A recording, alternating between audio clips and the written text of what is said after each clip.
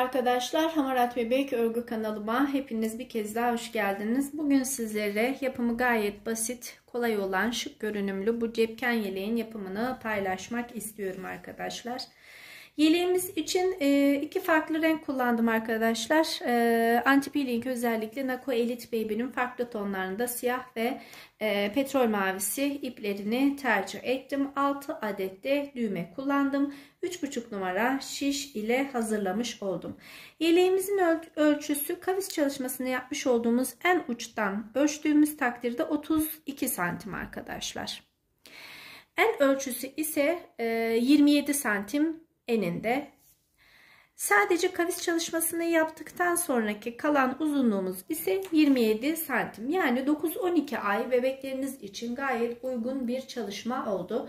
Daha büyük yapmak isteyen arkadaşlar sayıları çoğaltarak mesela ben önleri 36 ilmek olarak ayarladım bu modelimizin.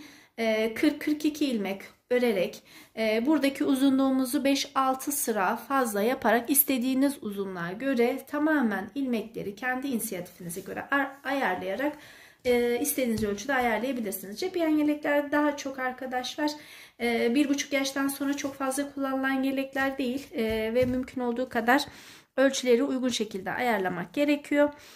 Detaylı olarak anlatımına geçelim dilerseniz arkadaşlar. Hepinizin eline emeğine sağlık, kolaylıklar diliyorum.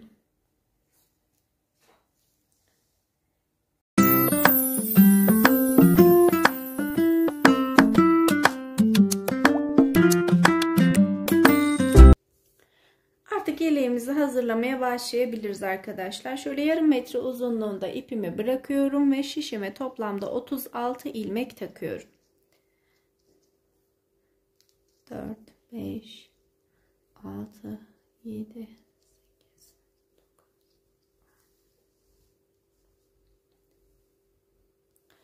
36 ilmeğimizi taktıktan sonra bir sıra haroşalarımızı örüyoruz.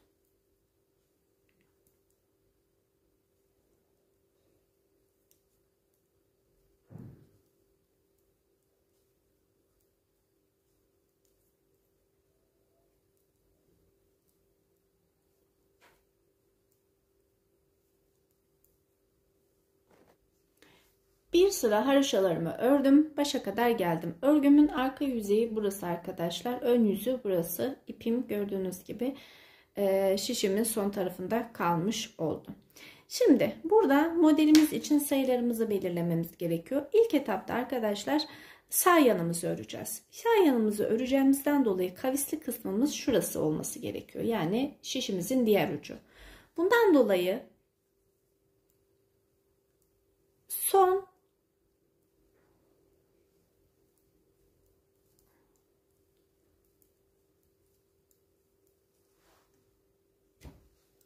14 ilmek kalana kadar haroşalarımızı örmeye devam edelim.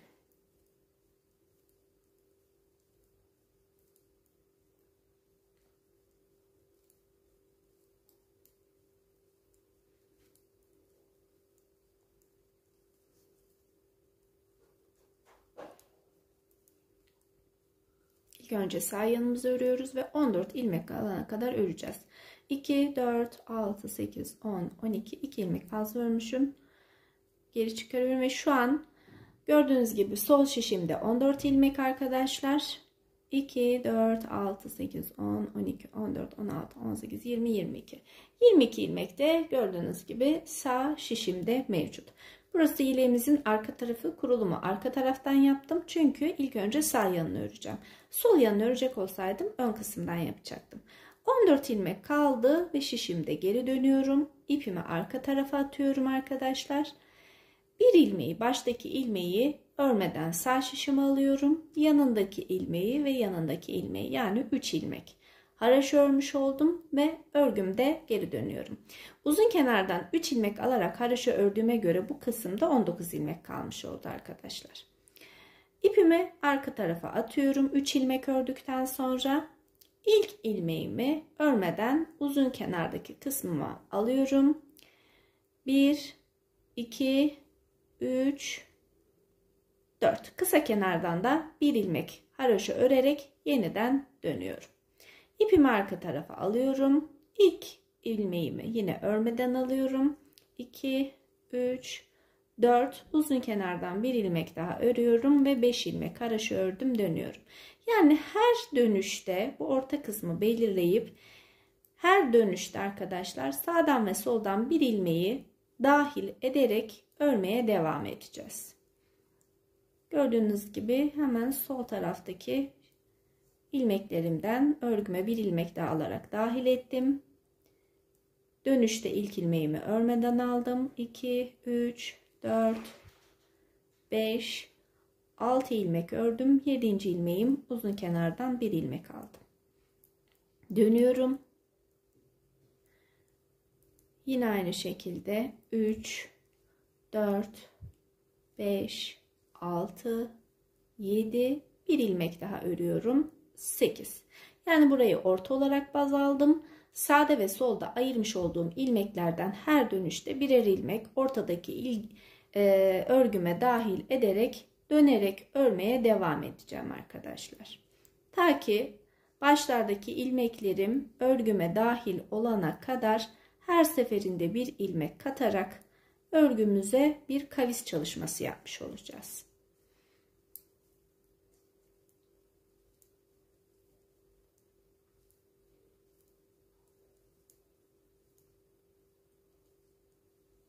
Zaten dönüş aldığım yer ayrık olduğu için gayet net belli oluyor, gördüğünüz gibi. Yanındaki ilmeği de alınca dahil etmiş oluyoruz ve dönüş yaptığımız yerler örerken gayet net bir şekilde belli arkadaşlar. Hani sayıları aklınızda tutamazsanız bile döndüğünüz yerleri takip ederek her seferinde gidiş yönünüze göre bir ilmek de fazla örerek örgüyü ayarlayabilirsiniz. Evet arkadaşlar, uzun kenarımız için birer ilmek dahil ederek örgümüze kavisimizi oluşturduk. Kısa kenarımızı tamamlamış olduk. Uzun kenar için yine teker teker haroşalarımızı örgümüze dahil etmeye devam edeceğiz bitene kadar. Toplamda kaç tane kalmış bakıyorum. 6 sıra daha örmemiz gerekiyor. Her sırada bir ilmek alarak örgümüze dahil etmek için. Ön yüzden görünümünü de hemen sizlerle paylaşayım başa kadar geldikten sonra. Buradaki amacımız bir kavis oluşturmak. Yalnız kavisimizi arkadaşlar biraz farklı sayılarla, yani tam ortada değil, ön kısma yakın olarak oluşturmakta amacımız. Şöyle göstereyim. Burası örgümüzün sağ yanı. Şurası çalışma yapacağımız kısım. Gördüğünüz gibi. Burası da arka kısmı, yani önü. Aynı zamanda ön patları da çalışacağımız kısım örgümüzün bu kısmı. Kavisimiz bu tarafa doğru eğimli. Gördüğünüz gibi son tarafta da çalışmamıza birer ilmek dahil ederek devam ediyoruz.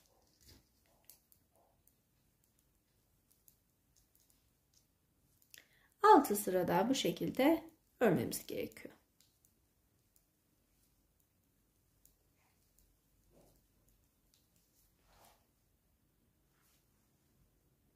Evet arkadaşlar, gördüğünüz gibi örgümüzün ilmeklerini ortadaki ilmeğimize dahil ederek bu kavis çalışmamızı yapmış olduk. Şu şekilde düşündüğümüzde ise burası örgümüzün sağ yanı olmuş oldu. Kısa kenarımız burası, uzun kenarımız burası. Şimdi arkadaşlar burada kol çalışması yapacağımızdan dolayı hatta bir sıra daha haroşa örerek ön yüze dönelim örgümüzde ve artık çalışma yapacağımız kısımları ayarlayalım.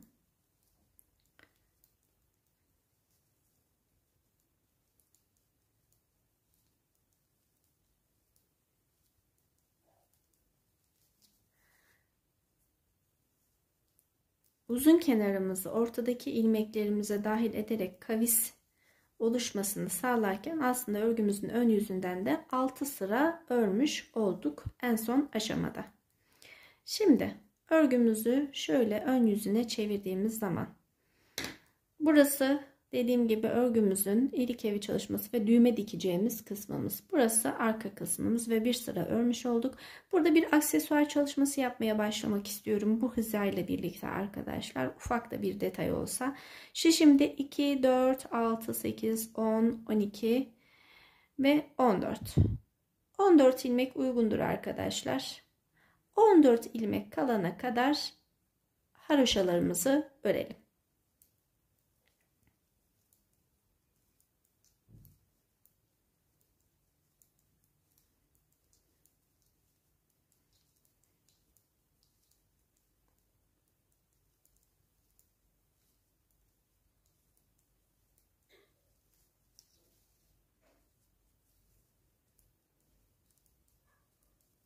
Bakıyorum kaç ilmek kalmış. 2, 4, 6, 8, 10, 12, 14. Tam 14 ilmek kalmış sol şişimde arkadaşlar. Şimdi 14. ilmeğimizi burada ters örgü yapıyorum. Kalan 13 ilmeğimi haroşa olarak örüyorum ve örgümün başına geliyorum.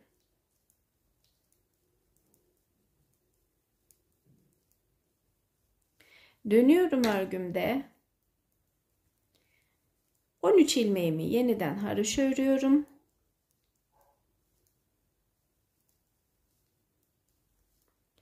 İki, 4, 6, 8, 10, 11, 12, 13. 13 ilmeğimi haroşa ördüm. Bakın ters örmüş olduğum bir ilmeğim burada net bir şekilde belirli.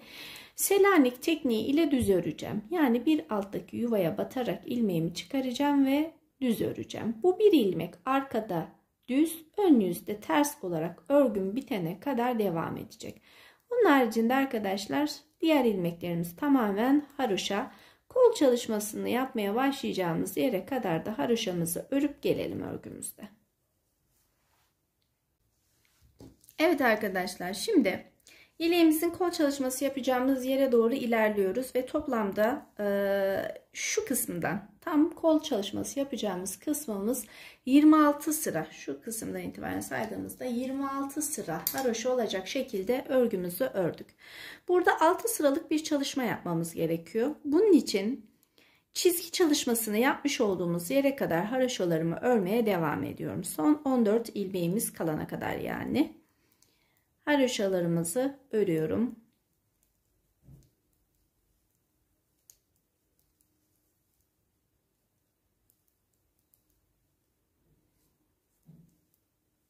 Bu bir ilmeğimi yine ters örüyorum çizgi çalışmamın devam etmesi için.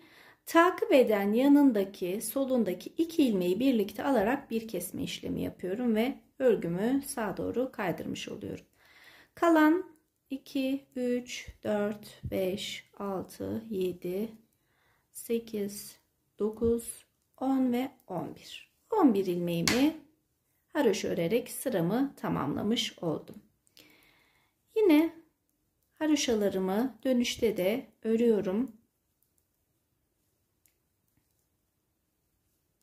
Bu bir ilmeğimiz, Selanik tekniğiyle düz örüyorum ve başa kadar yine haroşalarımı örüyorum.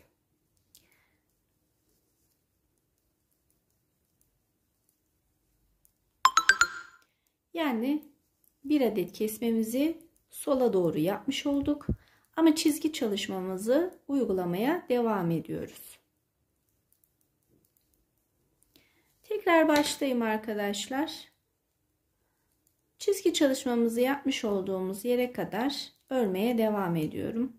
Bu kez bir kez kesme yapmış olduğumuz için 14 değil aslında 13 ilmek kalmış oldu. Yine haroşalarımı ördüm. Bir ilmek çizgi çalışması yapmış olduğumuz bu bir ilmeği ters örüyorum.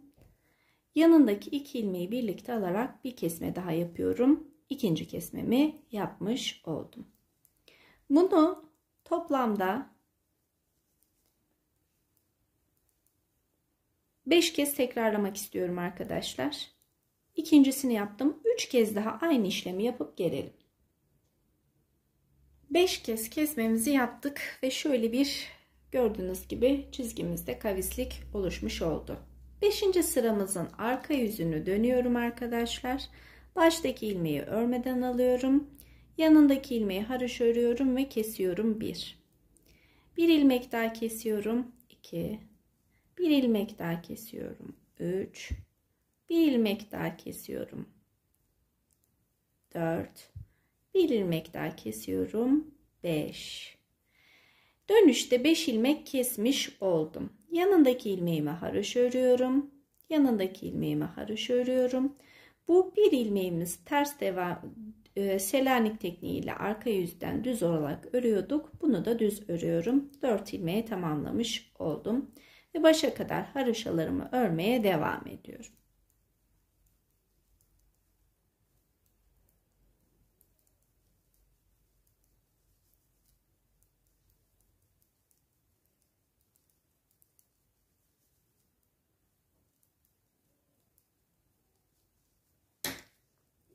Beşinci sıramızın başına geldiğimizde dönüşte 5 ilmekte baştan kesmiş olduk kol altımız için.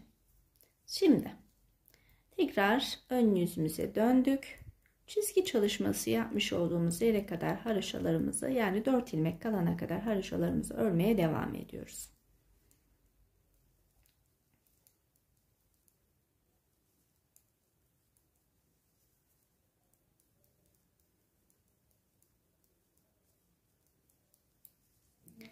Bu bir ilmeğimizi gördüğünüz gibi.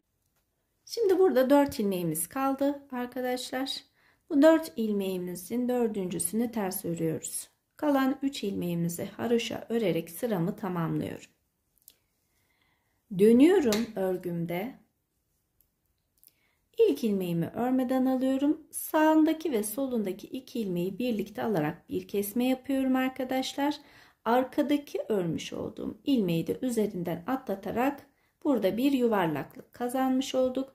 Artık bu düz ilmeğimi haroşa ilmek olarak alıyorum. Örgüm bitene kadar haroşa olarak devam edecek ve başa kadar artık çizgi çalışmamız da bittiğine göre omuz hizamız tamamlanana kadar sadece örgümüzü haroşa olarak öreceğiz.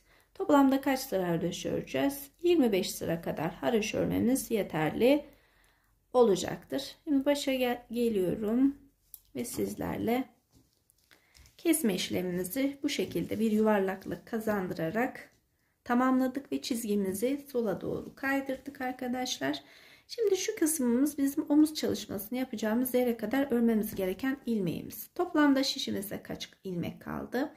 2, 4, 6, 8, 10, 12, 14, 16, 18, 24 ilmeğimiz kalmış oldu. Bu 24 ilmeğimizi 25 sıra örüp gelelim. Evet arkadaşlar, 25 sıradan oluşan haroşalarımızı da tamamlamış olduk. Şimdi baştan sayıyorum. 1, 2, 3, 4, 5, 6, 7, 8, 9, 10. 10 ilmek haroşamı örüyorum ve şişimi şu şekilde atlatayım, daha kolaylık olur. Örgümü ikiye bölüyorum şu şekilde. İkiye katlıyorum daha doğrusu. 10 ilmek ördüm. 14 ilmek arka kısımda, ipim burada. Yani tam orta kısma gelmiş şekilde. Artık örerken ikisini birlikte alarak örme tekniğine gideceğiz. Şiş ile yapabilecek arkadaşlar şiş ile yapabilirsiniz. Şiş zor olursa tığ yardımı ile de birleştirmesini yapabiliriz. 2 ilmeği birlikte alacağız. İlk önce birinci ilmeğimi, sonra arkadaki ikinci ilmeğimi birlikte alıyorum ve ikisini birlikte çekiyorum. Şişimde bırakıyorum bir tanesini. Yine aynı işlemi yapıyorum. İkisini birlikte çekiyorum ve şişimde bırakıyorum kalan kısmını. İpimin katına açıldı. Bunu düzeltmem gerekiyor arkadaşlar. Evet. Yine öndeki ilmeğimi alıyorum. Arkadaki ilmeğimi alıyorum. İkisini birlikte çekiyorum. Şişimde yine bıraktım. Tığımda 3 ilmek oldu. Öndekinden bir tane, arkasından bir tane ve ikisini birlikte çekiyorum. Katlayarak birleştirme tekniğini uyguluyorum burada. Ama şişimdeki bırakmış olduğum birer ilmeği kesmiyorum arkadaşlar. Şişimde bırakıyorum.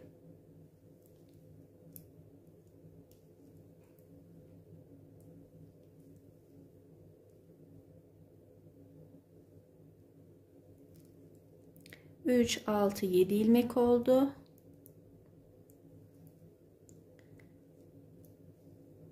8 ilmek oldu.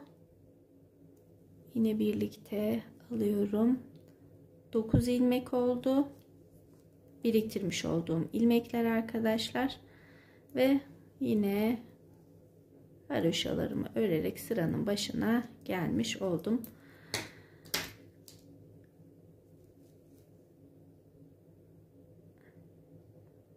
Tığımdan dikkatli bir şekilde çıkararak şişime takacağım bu ilmeklerimi.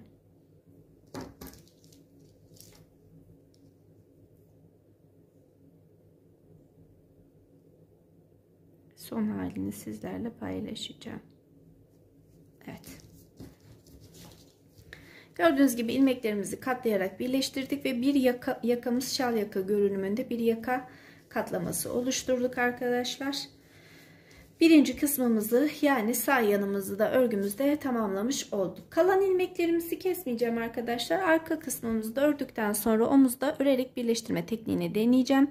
3, 6, 9, 10, 13 ilmeğimiz kalmış oldu. İlmek tutucu hazırda.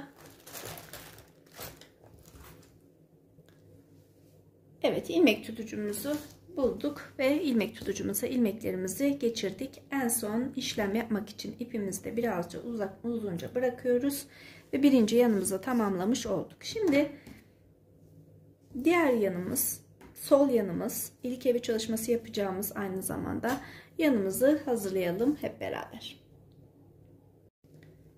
Şişimize 36 ilmeğimizi sol yanımız için taktık arkadaşlar. Ve bir sıra yine haroşalarımızı örüyoruz ve yine kavis çalışmasını yapacağız. Bir sıra ben haroşamı örüp geliyorum. Yeleğimizin önüne ve arkasına bakarak ayarlama yapacağız ve bu sefer sol yanımızı tam ters işlemi yaparak ayarlayacağız. Örgümüzün bir sıra haroşasını tamamladık. Bu kısım arka kısmı. Başlama ipimin kaldığı yan ise gördüğünüz gibi sonda kaldı arkadaşlar. Burası sol yanımız olacağından dolayı bu kez baştan 1, 2, 3, 4, 5, 6, 7, 8, 9, 10, 11, 12, 13, 14. 14 kısa kenarım. 3 ilmek daha örüyorum. Dönüyorum. İpimi arka tarafa alıyorum. Baştaki ilmeğimi örmeden yanındaki 2 ilmeğimi de haroşa örerek tekrar dönüyorum. Şimdi 3 ilmeğimi ördüm. Uzun kenardan bir ilmek daha örerek örgümün ortasına kattım. Baştaki ilmeğimi örmeden aldım. 3 ilmek haroşamı ördüm. Kısa kenardan bir ilmekle ortadaki ilmeğime kattım ve döndüm. Tekrar ipimi arka tarafa alıyorum. 1, 2, 3, 4, 5 ilmek haroşamı ördükten sonra uzun kenardan bir ilmek daha örerek 6 ilmeğe çıkarıyorum. Tekrar örgümde dönüyorum. Baştaki ilmeğimi örmeden alıyorum. 6 ilmek haroşamı örünce kısa kenardan bir ilmek de ortadaki ilmeğime katıyorum. Dönüyorum. 1, 2, 3, 4, 5, 6, 7 ilmek haroşamı örünce uzun kenardan bir ilmek daha katarak 8 ilmek haroşaya tamamlıyorum. Dönüyorum. 8. olarak örmüş olduğum ilmeği örmeden sağ şişime alıyorum ve sayıyorum. 1, 2, 3, 4, 5, 6, 7, 8, 9. ilmeğim kısa kenardan almış olduğum ilmeğim. Bu şekilde döne döne kavisimizi aynı birinci kısımdaki gibi oluşturalım arkadaşlar. Ve toplamda 26 sıra, yani kol altı hizasından sayarak 26 sıra haroşa olana kadar öreceğiz. Yalnız bunda bir farklılık var arkadaşlar. Hem ilk evi çalışması yapacağız hem de çizgi çalışması yapacağız. Şimdi kavislerimizi tamamlayıp gelelim. Evet arkadaşlar, teker teker birer birer ilmeğimizi ortadaki ilmeğimize katarken son 2 ilmeğimiz kaldı. Kol çalışmasını yapacağımız yerde. Ön çalışmamızda ise artık ilk evi açmamız gereken yere geldik. Yani normalde burayı tamamen ortadaki ilmeğimize kattığımızda 2 sıra daha örmüş olduk. Şöyle örgümüzü özellikle tutarak gösteriyorum ki daha net anlaşılsın diye. 10 ilmek kaldığında burada bir ilk evi çalışması yapmamız gerekiyor. Ön kısımda 10 ilmek kalacak. 3, 6, 9, 10 ilmeğimiz kaldı ön kısmımızda. Şimdi 2 ilmeği birlikte alarak bir kesme yapıyorum ve bir kez doluyorum. 1, 2, 3, 4 ilmek ördüm orta kısımda arkadaşlar. Yeniden 2 ilmeği birlikte alarak bir kesme yapıyorum ve bir kez doluyorum. Kalan 2 ilmeğimi örüyorum ve aynı sırada 2 kez olmak üzere birinci ilk evimi açtım. Her 10 diş arayla 3 kez ilk evi açacağım arkadaşlar. Birincisini yaptık. 10 sıra arayla ikincisini ve üçüncüsünü açacağız. Ve açma tekniğimiz tamamen böyle. Yani aynı hizaya 2 adet düğme dikerek aksesuarı çalışması yapacağız yeleğimizde. Şimdi yeleğimizdeki haroşaları örerken son kısma doğru gidiyorum. Ve birer birer ilmeğimizi alarak dönüş yapıyorduk. Başa kadar haroşamı ördüm. Gördüğünüz gibi son 2 ilmeğim kalmış. Bu ilmeğimi de örgüme katıyorum ve dönüyorum. Son kez. Bir sonraki sırada artık bütün ilmeklerimi örmeye başlayacağım.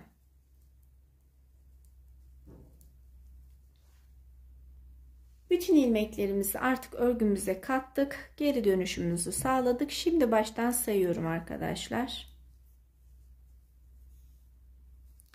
3 ilmek. 4, 5, 6, 7, 8, 9, 10, 11, 12, 13.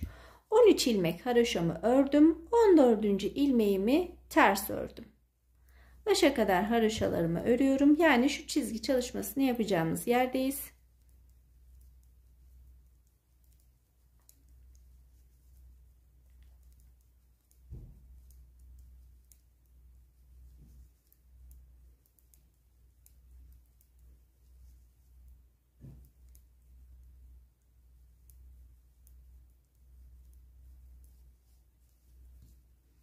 Arka kısmına dönüyoruz örgümüzün.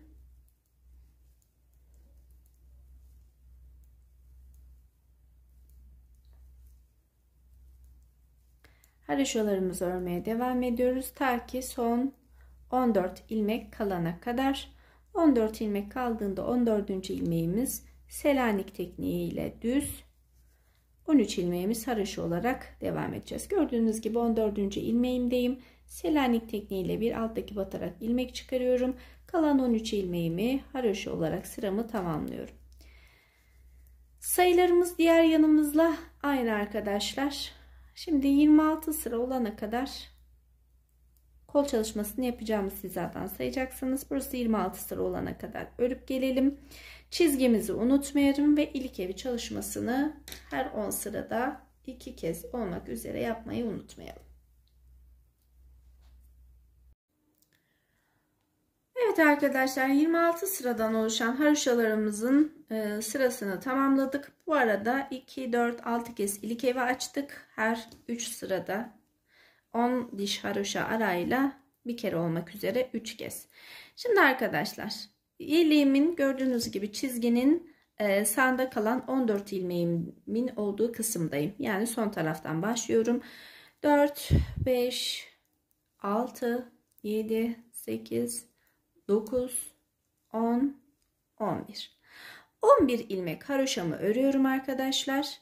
12. ve 13. ilmeklerimiz, haroşa olacak olan ilmeklerimizin ikisini birlikte alarak bir kesme yapıyorum. 14. ilmeği hep ters örüyorduk ön yüzden, hatırlarsanız bu ilmeğimizi ters örmeye devam ediyoruz. Başa kadar haroşalarıma devam ediyorum.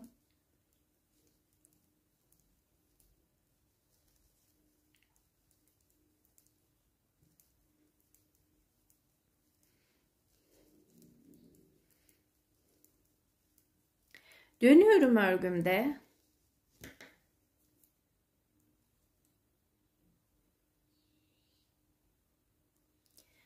Yine başa kadar herhangi bir işlem yapmadan haroşamızı örüyoruz.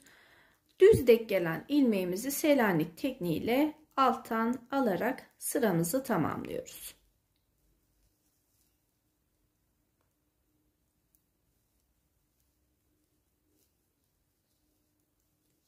Düz ilmeğim, alttan batıyorum ve sıramın başına geliyorum. Birinci kesmemizi yapmış olduk bu sıramızı tamamlayarak.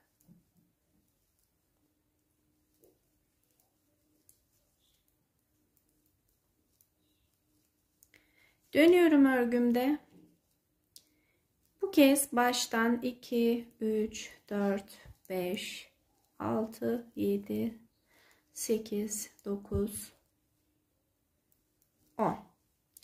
10 ilmeğimiz haroşa olarak örüyoruz. 11 ve 12. ilmeğimi birlikte alarak bir kesme yapıyorum ve yanındaki ilmeğimizi ters örüyorum ve yeniden başa kadar ilerliyorum. Bu ikinci kesmemiz oldu.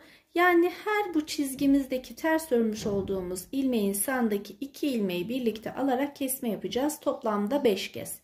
İkincisini yaptık. 5'e tamamlayıp gelelim. 5 kez çizgimizi sağa doğru kaydırdıktan sonra şimdi kesme işlemlerimize başlayabiliriz. Kol için bir ilmek örüyorum, arkasındaki ilmeği üzerinden atlatıyorum. Üçüncü kez, dördüncü ve beşinci. Şimdi yine 5 kez kestikten sonra başa kadar haroşalarımı örüyorum.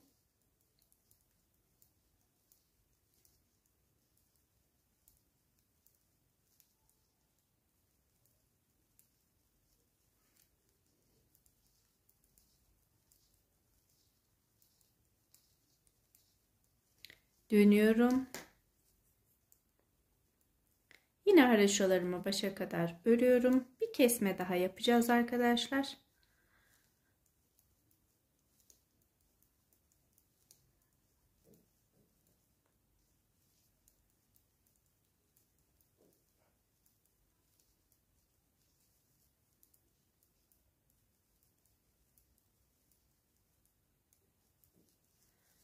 Yine kol kesim tarafındayım. Baştaki ilmeğimi örmeden aldım. Sağındaki 2 ilmeği birlikte alarak bir kesme yaptım. Sonra ilk örmeden almış olduğum şu ilmeğimi tekrardan kesmiş olduğum ilmeğin üzerinden atlatarak bir yuvarlaklık sağladım arkadaşlar. Ve geriye kalan bütün ilmeklerimi haroşa olarak örüyorum.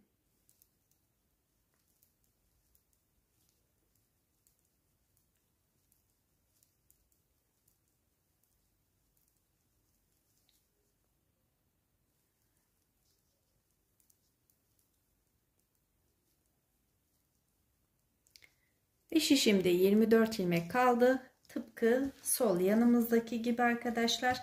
Şimdi bu 24 ilmeğimizi toplamda 25 sıra olacak şekilde sadece haroşa örüp geliyoruz.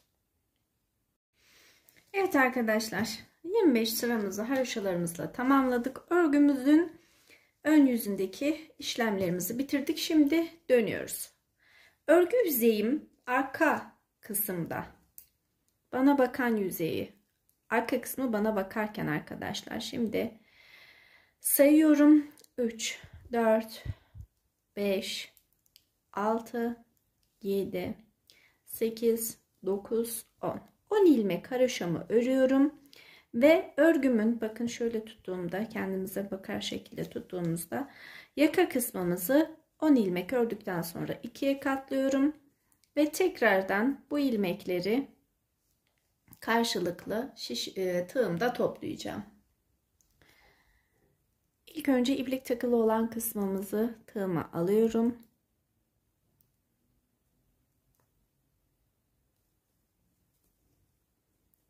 Daha sonra ön kısımdan alıyorum ve ikisini birlikte çekiyorum. Çektiğim ilmeğim tığımda duruyor.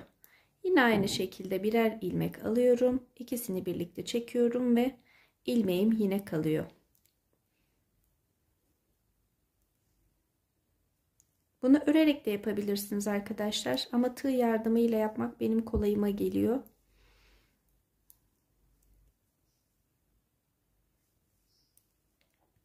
Her çekmiş olduğum sık iğneleri tığımda topluyorum.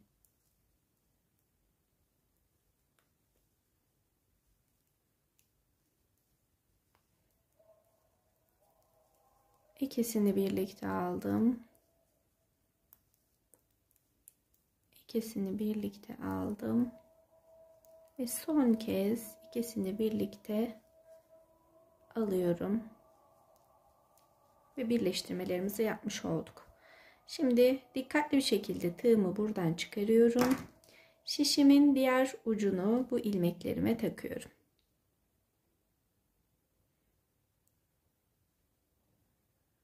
Evet. Ve kalan 4 ilmeğimi de haroşa örerek sıramı tamamlıyorum.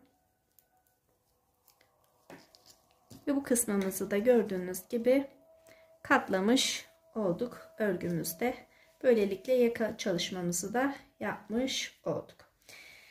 Şimdi arkadaşlar artık yeleğimizin arka beden çalışmasına başlayabiliriz. İlkevimizi dikip yanları birleştirdiğimizde son hali daha güzel olacaktır. Bunu bir kenara alıyoruz. Artık uygun şişimi başka bir misinalı şişe geçmek istiyorum. Aynı renk yapabilirsiniz arkadaşlar. Arkasını ben biraz daha koyu renk olan siyah ile çalışacağım. Evet, siyah ip ile çalışmak istiyorum. Arka kısmımızı şöyle uzunca bırakıyorum ve toplamda şişime 62 ilmek takıyorum arkadaşlar. 62 ilmeğimizi 26 diş haroşa kol çalışmasını yapacağımız yere kadar gelmemiz gerekiyor. Hemen sayalım arkadaşlar. 26 sırayı biz çalışma yapmadan önce örüyorduk hatırlarsanız. 2, 4, 6, 8, 10, 12, 14, 16, 18, 20, 22, 24, 26, 28, 30, 31. 31 sıra örüyoruz. 32. sıra kesmemiz gerekiyor. Şimdi arkadaşlar 62 ilmeğimizi 31 diş haroşa boyunda örüp gelelim ve kol altı çalışmalarını yapalım. Evet arkadaşlar, arka beden kısmımızı 31 sıra haroşamızı ördük geldik. Şimdi kol kesimlerimizi yaptıktan sonra örgümüzü örmeye devam edeceğiz. Kol kesimlerimiz için baştaki ilmeğimi örmeden alıyorum. Arkadaki ilmeği üzerinden atlatarak 1, 2, 3, 4. İlk etapta 4 ilmeğimi kesiyorum. 5 değil 4 kestik arkadaşlar arkada. Arka bedenimizin kesmelerini daha eksik sayıda yapmak istiyorum. Başa kadar haroşalarımı örüyorum.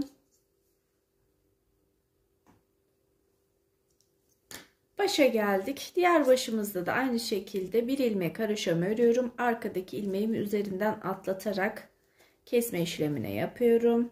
3 ve 4. 4 ilmekte diğer başımızda kesme işlemimizi yaptık. Şimdi başa kadar bütün ilmeklerimizi haroşa olarak örmeye devam ediyoruz. Yeniden baş kısmına geldik örgümüzün. Yine baştaki ilmeğimi örmeden alıyorum. Yanındaki ilmeğimi haroşa örerek bir arkasındaki burada farklı olarak şöyle kesmemiz gerekiyor arkadaşlar. Baştaki ilmeğimi sağdaki şişime aldım. Takip eden iki ilmeğimi birlikte alarak, ikisini birlikte alarak kesiyorum ve yine arkada örmeden almış olduğum bir ilmeğimi de bu bir ilmeğin üzerinden geçirerek bir kavis oluşturuyorum. Diğer başa kadar haroşalarımızı yeniden örüyorum. Aynı işlemi diğer baş içinde yapacağız.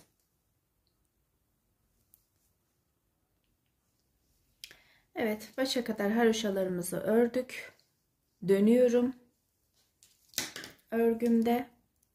Baştaki ilmeğimi örmeden aldım. Takip eden 2 ilmeğimi birlikte alarak kesme yapıyorum ve arkadaki ilmeği yeniden üzerinden atlatıyorum ve böylelikle diğer baştaki kesme işlemimizi de bitirdik.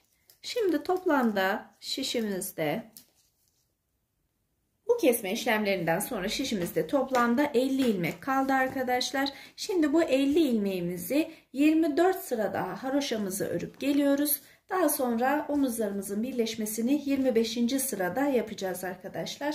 Şu şekilde gösterdiğim zaman, yani omuz boyuna gelene kadar şu mesafemiz 25 diş haroşaydı. Biz 24 sıra öreceğiz. 25.sinde artık omuzlarımızın birleştirmesini yaparak örgümüzün tamamlayacağız. Şimdi ben bu sıramızda tamamlayıp geliyorum. Evet arkadaşlar, yeleğimizin arka kısmını örerek tamamladım. 31 sıra ördükten sonra 2 sıra halinde kesmelerimizi tamamlamıştık hatırlarsanız ve toplamda 25 sıra daha haroşa örerek arka bedenimizi tamamladık. Bu arada ben kenarlardan dikişlerimi de yaptım ki gösterme kolay olsun sizlere. Şimdi arkadaşlar yapacağımız tek işlem, düğmelerimizi diktik. Yeleğimizin modeli bu şekilde görünecek. Yalnız omuz birleştirmelerini şimdi sizlerle birlikte yapacağız arkadaşlar. Omuz birleştirmelerimiz için her iki tarafta şişim takılı duruyor. İlk önce yeleğimin sol yanını, daha sonra da sağ yanını birleştirme yapacağım. İster şiş ile birleştirmenizi yapabilirsiniz, İsterseniz tığ yardımıyla benim gibi birleştirme yapabilirsiniz. Şimdi iki ucu birlikte bir araya getirerek, ama birleştirmemizi ters yönden yapacağımıza göre, arka yüzden yapacağımıza göre ilk önce düğmelerimizi bir açalım arkadaşlar.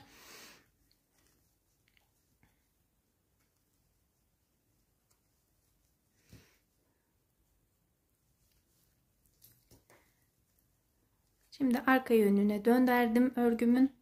Arkadan tepe kısmından birleştireceğiz ki ön yüze düzgün düşsün. Siyah ipliğim sağ tarafta duracak ve tığımı alıyorum arkadaşlar. İlk önce siyah ipimin olduğu kısımdan, daha sonra da mavi ipimin olduğu kısımdan alıyorum ve ikisini birlikte çekiyorum. Yine aynı şekilde ikisini birlikte çekiyorum. Yine aynı şekilde ikisini birlikte ve omuz kısmımızı ister örerek, ister benim gibi tığ ile sık iğne yaparak birleştirme tekniğine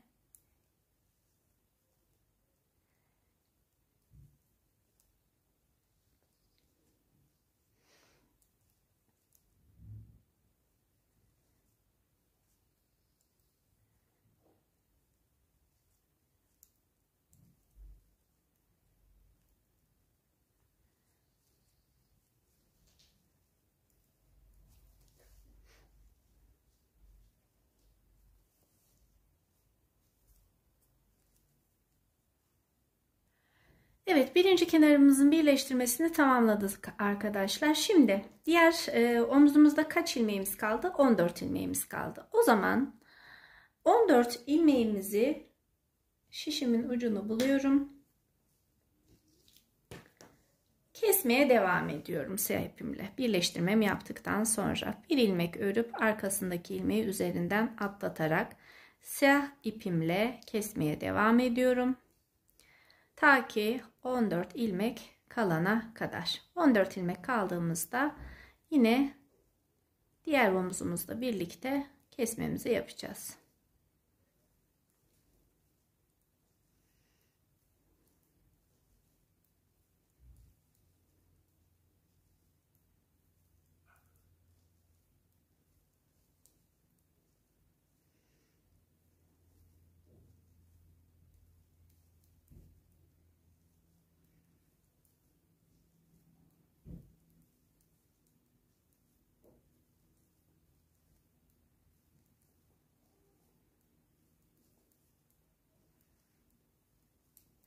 Sayalım. 2, 4, 6, 8, 10, 12, 14.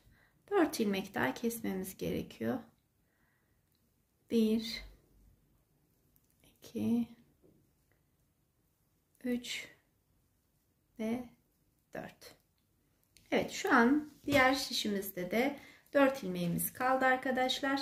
Şimdi arka kısmına döndürüyorum yeleğimi ve şu ucunu çıkarıp tekrardan ilmek tutucuya şişime takmam gerekiyor. Evet, diğer şişimin ucuna taktım. Şimdi siyah kısımdan tığıma geçiriyorum. Bir de mavi kısımdan alıyorum ve tıpkı diğer başımızda olduğu gibi bir sağdan bir soldan ilmeklerimi iç kısımdan alarak omuzlarımızı birleştiriyorum.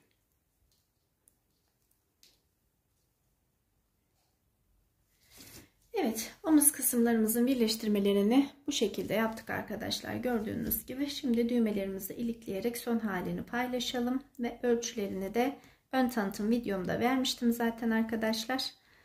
Gördüğünüz gibi yapımı gayet kolay ve görünümü de gayet şık bir model olarak örgümüzü tamamlamış olduk arkadaşlar. Yeni anlatımlarda görüşüp buluşmak dileğiyle.